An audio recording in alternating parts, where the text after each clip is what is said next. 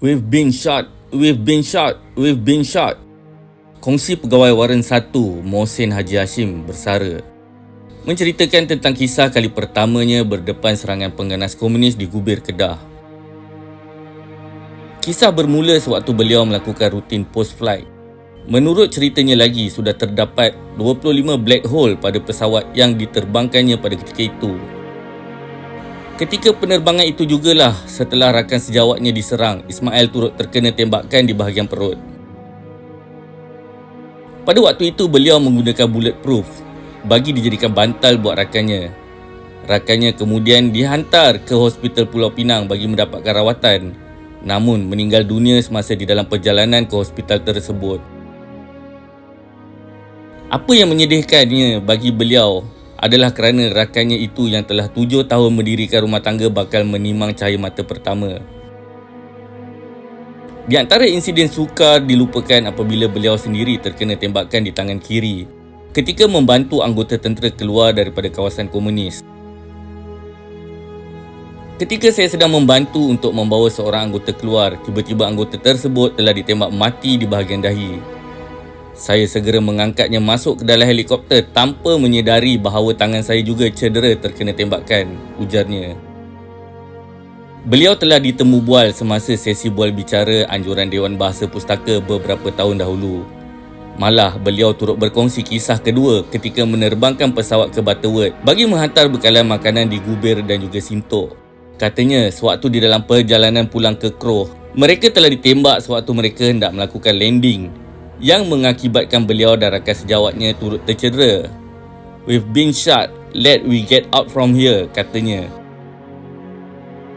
Sepanjang di dalam perkhidmatan sebagai pegawai Waran 1, kali ketiga mereka berdepan dengan suasana cemas ialah apabila salah seorang rakannya turut ditembak dan meninggal dunia sewaktu hendak menurunkan dan mengambil troops.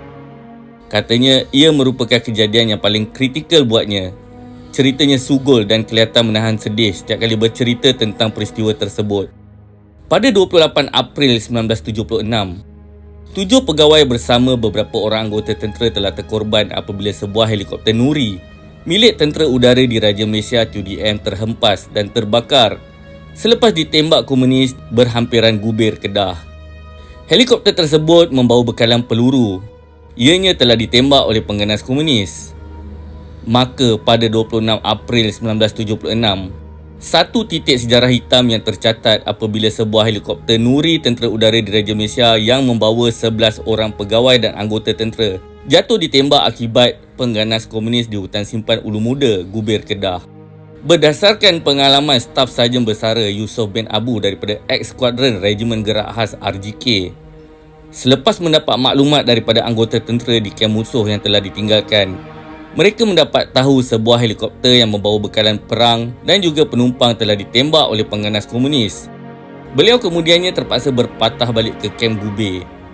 Setelah lebih setengah jam berlalu dan helikopter tersebut masih lagi tidak sampai ke kem Gubir serta terputus hubungan, satu pasukan yang terdiri daripada 4 anggota dan Yusof sendiri telah diarahkan untuk membuat tinjauan dan melakukan operasi menyelamat.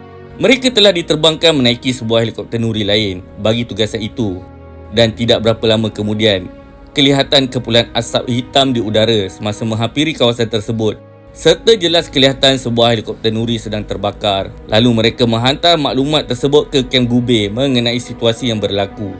Kami telah menemui satu mayat mangsa yang masih sempurna, tersandar di baner pokok, dan satu mayat mangsa lagi di tempat duduk pilot sebelah kanan, di dalam keadaan separuh terbakar. Sementara mangsa-mangsa yang lain berada di dalam pesawat yang sedang terbakar dengan maraknya itu, menurut staf Sarjan Bersara Yusof bin Abu. Yusof selepas itu didatangi dengan 5 anggota tentera lain yang diketuai oleh Sarjan Hussein, dan mereka bermalam di tempat kejadian serta membuat siasatan pada hari esoknya. Alangkah terkejutnya mereka apabila melihat keadaan mayat yang sungguh ngeri dan menyayat hati. Ada di antara mayat mangsa yang telah terputus tangan, kaki, malah ada juga yang telah terpisah kepala daripada tubuh.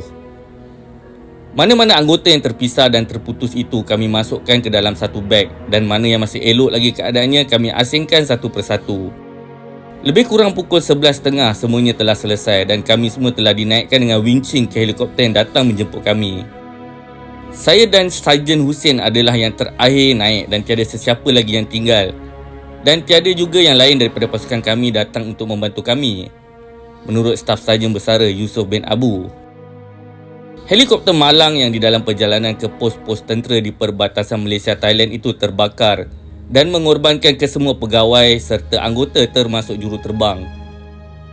Di antara prajurit yang terkorban ialah Major Haris Rajab, Kapten Udara Mustafa Kamal Muhammad Syafi, Kapten Udara Cho Yok Bo, Kapten Sulaiman bin Abdullah, Lieutenant Ibrahim bin Zakaria, Lieutenant Udara Wan Munshif Wan Salim, Lieutenant Udara Chung Ming Tek, Sarjan Udara Leong Yi Hyong, Sarjan Kames bin Dolmat, Korporal Kamarul Zaman Zakaria dan Lance Corporal Suwandi bin Saim. Mereka adalah di antara segelintir daripada ribuan perwira negara yang telah mati dibunuh dengan kejamnya oleh pengganas komunis daripada Parti Komunis Melaya PKM yang diterajui oleh Chin Peng. Itu belum dicampur jumlah ribuan orang awam yang darah mereka mengalir disebabkan perbuatan tidak berperi kemanusiaan PKM yang berlindung di atas nama pejuang kemerdekaan ini. Sewaktu darurat dikuatkuasakan, kegiatan komunis masih berleluasa di tanah Melayu. Setiap hari terdapat kejadian keganasan komunis yang dilaporkan berlaku di merata tempat. Hampir setiap hari terdapat nyawa-nyawa manusia yang terkorban. Lebih-lebih lagi orang awam yang tidak berdosa. Dilaporkan juga hampir setiap hari terdapat harta benda yang tidak ternilai telah musnah disebabkan oleh komunis. Dengan itu, kerajaan terpaksa membelanjakan sejumlah wang yang besar untuk menamatkan kehilangan nyawa, mengakhiri pertempuran dan kemusnahan serta kerosakan akibat daripada tindakan komunis. Di antara kejahatan yang dilakukan oleh komunis ialah serangan ke atas orang awam, orang Melayu, orang Cina, orang India serta orang asli. Mereka membakar kampung yang menyebabkan penduduk kehilangan tempat tinggal dan harta benda, menyerang estet getah dan lombong timah, melancarkan serangan ke atas pasukan keselamatan, membunuh peladang dan pelombong Eropah serta mengganggu sistem pengangkutan serta mensabotaj kemudahan asas. Maka di atas sebab itulah apabila isu Abu Chin Peng ini ingin dibawa masuk semula ke dalam negara, ianya adalah silap besar. Jika kita hanya melihat isu ini daripada sudut tersurat semata-mata hingga melupakan perkara tersirat di sebalik apa yang telah terjadi, memang benar ia cuma abu mayat. Tetapi falsafah di sebalik kembalinya Chin Peng itu telah menimbulkan kemarahan rakyat dan inilah yang sebenarnya gagal difahami. Menganggap rakyat marah isu abu mayat Chin Peng disebabkan dia orang Cina adalah tidak benar dan tidak tepat. Ini kerana kaum Cina sendiri pun adalah di antara kaum yang paling teruk ditindas serta menerima pembalasan dendam daripada PKM.